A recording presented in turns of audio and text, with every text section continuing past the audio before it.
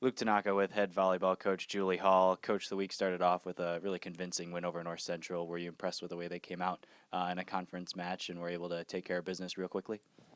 We definitely had our moments of brilliance during that match, and North Central helped us out a little bit. I think North Central's a talented team, so I was happy with our performance because we never let them in.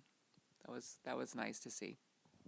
Mary Lawrence in the first two matches of the week led the team in kills. What stood out in her play so far this season?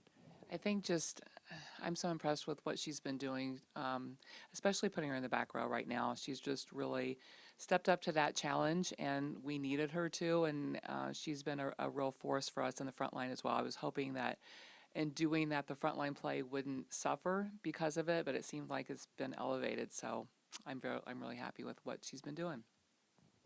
Fourth set lost to Oshkosh up in Whitewater. Tough loss. You had a lot of chances in that fourth set. What's it going to take to convert on those chances in the future? Our kids have to buy into the communication piece. We ran into each other on some critical points. We lost our focus and our discipline, and we keep talking to them about when it comes down to the stretch, you can't let your emotions dictate your play, and we still are doing that. So we just have to be better on the court when it comes push to shove. We have to be more disciplined in what we're doing. The week ended with another nationally ranked, this time a win over UW Stevens Point. It seemed like the match could have been over in 3 sets. Stevens Point really battled and was able to force it to a fifth. Were you impressed with the resiliency of your team coming back and able to take the fifth set convincingly 15-8?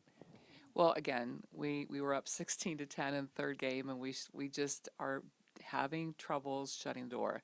And we've been talking about that, and again, Stevens Point, they're so good that they were able to come back on us. So yeah, in the fifth game, we've had success in the fifth game, and that's what we've been doing a lot this year. I don't think fifth game bothers us anymore. So just, as much as I would not want to have fifth games all the time, we seem to be in that position, and so our kids are handling it pretty well. Next up, an absolutely huge matchup with Millikin here at home. Really, the winner has the door to coast the conference tournament. Not to be settled on that day, but certainly the good road. They come in with a lot of weapons, but really one that jumps off the page, Erin Syverson. How do you slow her down? I don't think you slow her down.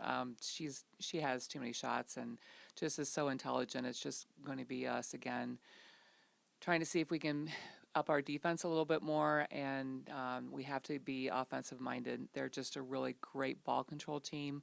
Their serve receive is the best I've seen in Division III this year, and I think Division III has been suffering a little bit in that, but they haven't. So we're just gonna have to serve really tough and see what we can do, and trying to at least contain Aaron in the back on the outside.